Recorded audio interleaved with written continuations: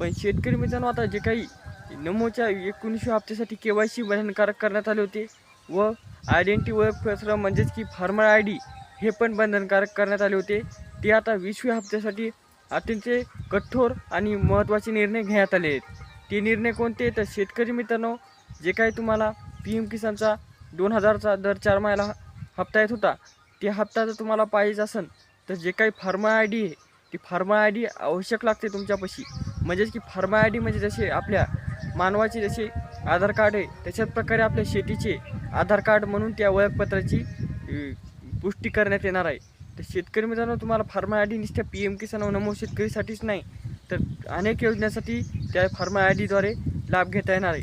त्यामध्येच पीक विमा असो, तुमची शेतीची पीक पाहणी असो, प्रत्येक योजनेसाठी तुम्हाला ह्या फार्मर IDची गरज पडणार आहे. त्यामुळे फार्मर ID काढावीच लागणार आहे तुम्हाला.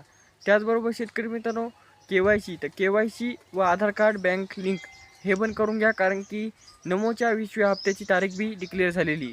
ती तारीख बी व्हिडिओच्या लास्टला सांगणार आहे.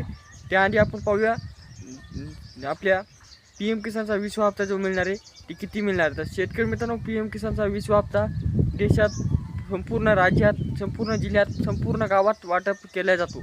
त्यामुळे PM किसानचा जो काही इथून मागे 2000 रुपये मिळत होते, त्याच प्रकारे इथून पुढेही 2000 रुपयेच मिळणार आहेत. पण शेतकरी मित्रांनो,